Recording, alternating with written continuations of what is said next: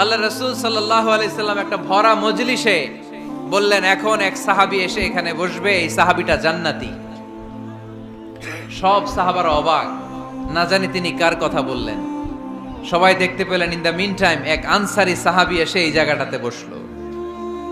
তার কয়েকদিন পরে আরেকটা ভরা মজলিসে আল্লাহ রাসূল বললেন, এখন এই মাত্র এক সাহাবী এসে এখানে বসবে, এই সাহাবীটা জান্নাতি। ঠিক ওই দিনও ওই আনসারী সাহাবীটা এসে ওইখানে বসেছে।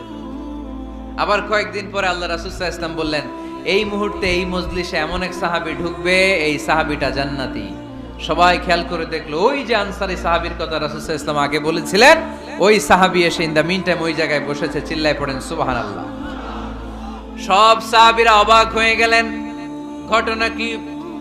কি এমন গোপন আমল করে এই সাহাবী, যে গোপন আমলের কারণে তিনটা ভরা মজলিসে বিশ্বনবী এই সাহাবীকে বললেন জান্নাতি।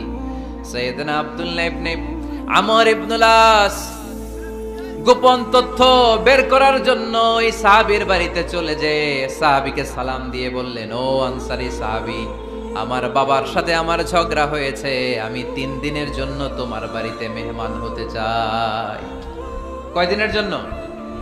3 দিন। ওই আনসারী সাহাবী বলল, আহলান ওয়া সাহলান, খুশআমদেদ, আপনি আমার মেহমান হবেন, এটা তো আমার সৌভাগ্য। আসেন, থাকেন, এই ঘরে আমি থাকি, এই ঘরটা ফাঁকা, আপনি এখানে থাকেন। এবার আব্দুল্লাহ ইবনে আমর ইবনে আস খেয়াল করলেন কোন গোপন আমল করে কিনা, কোন নেক আমল আছে কিনা এই সাহাবীর, যে কারণে 3বার বিশ্বনবী এই সাহাবীরে জান্নাতি বলেছে। 3 দিন টানা 3 দিন লক্ষ্য করার পরে সাইয়েদনা আব্দুল্লাহ ইবনে আমর ইবনে আস এই সাহাবীর মধ্যে তেমন বিশেষ কোনো নেক আমল, গোপন আমল আর দেখতে পায় নাই।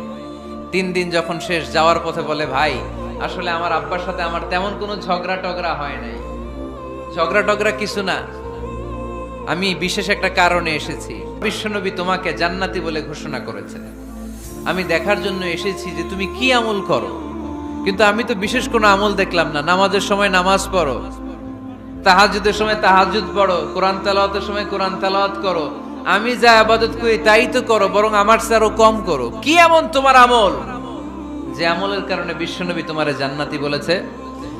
সাহাবীটাকে বলে, আব্দুল্লাহ, আমার জীবনে বিশেষ কোনো আমল নাই, এমন কোন আমল আমি আমার জীবনে করি নাই যে আমলের কারণে বিশ্বনবী আমারে জান্নাতি বলে ঘোষণা দিতে পারে।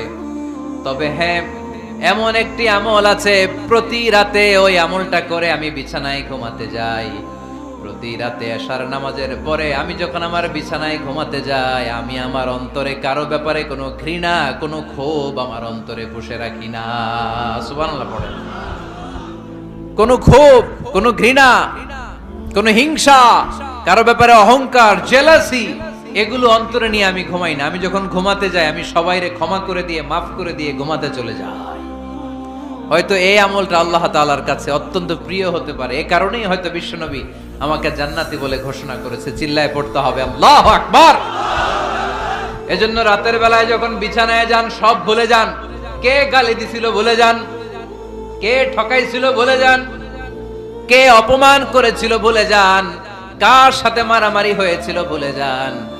বিছানায় যাওয়ার আগে সবাইরে মাফ করে দিয়ে একটা প্রশান্ত আত্মা নিয়ে ঘুমাতে যান। ওই সাহাবীর মতো আপনারও জান্নাতি বানাবে কে?